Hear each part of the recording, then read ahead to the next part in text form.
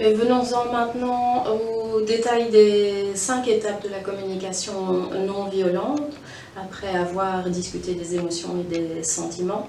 Alors, une petite information préalable, vouloir convaincre l'autre, vouloir avoir raison, ce n'est pas communiquer au sens d'être en relation, selon les principes de la communication non violente de Marshall Rosenberg. Donc dès que vous cherchez à convaincre quelqu'un, à le rallier à votre avis, vous n'êtes pas dans ce modèle de communication-là. Ça ne veut pas dire que dans certaines situations, il n'y a pas à chercher à convaincre. Mais en tout cas, c'est un signal d'attention à avoir. Alors à l'image, vous voyez un schéma avec deux bonshommes qui permet d'expliquer cette communication non violente et ses différentes étapes. Alors vous avez deux personnages parce que ça symbolise la relation entre deux personnes, mais pour chacun, ces 5 étapes sont valables aussi individuellement.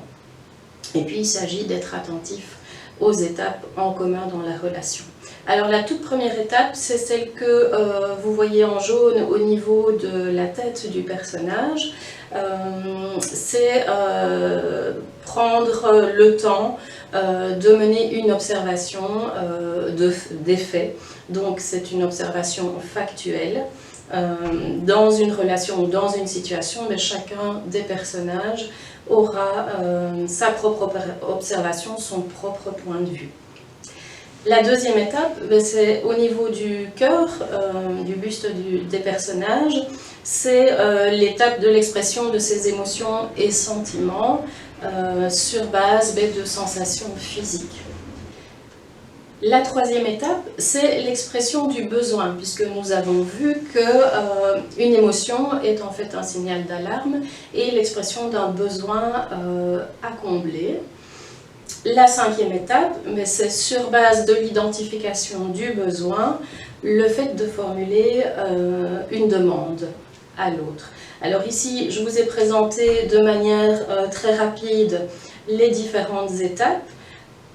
On va les développer un petit peu plus en détail juste après. La toute première étape préalable qui se trouve au-dessus de la tête des bonshommes, c'est l'étape de l'empathie. Donc se donner de l'empathie à soi, faire preuve d'empathie envers l'autre. Donc ça veut dire qu'on est hors jugement, hors exigence. Et cette empathie va permettre une expression authentique de soi-même. Donc, première étape. La deuxième étape, il s'agit de faire une observation, d'énoncer des faits concrets.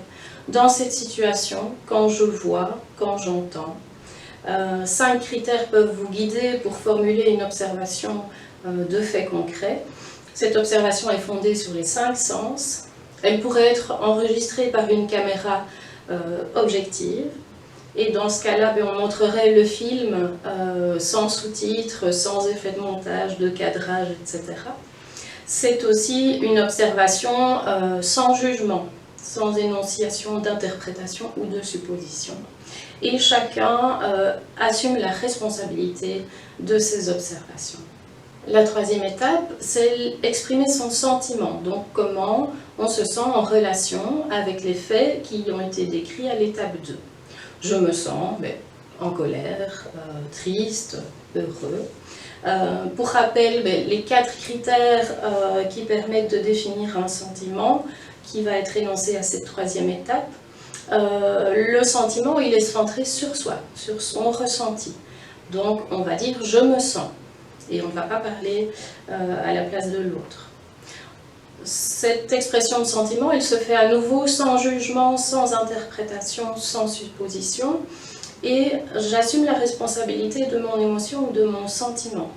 Donc je ne rends pas l'autre responsable ou coupable des ressentis émotionnels que j'ai. Et je reste conscient que cette émotion, c'est le message d'un besoin. En quatrième étape, je vais exprimer le ou les besoins qui sont à l'origine de mes sentiments. Mais voilà, je suis en colère parce que j'ai besoin que mon territoire soit respecté, par exemple. À cette étape-ci, on exprime son besoin, donc par exemple respecter son territoire, mais on ne définit pas encore les moyens d'arriver ou de combler ce besoin. On ne formule pas à ce stade une stratégie ou une demande d'action précise, parce que ce sera à l'étape suivante. Pour rappel, différents critères permettent de définir le besoin. Il est détaché d'une personne en particulier, détaché d'un moment, d'un lieu en particulier, détaché d'un objet en particulier, détaché d'une action. Et puis surtout, il y a 36 000 solutions possibles pour combler ce besoin. Et donc c'est important à cette étape d'exprimer le besoin sans formuler de pistes d'action, puisque la formulation des pistes d'action ou la négociation, elle va avoir lieu à la 5e étape.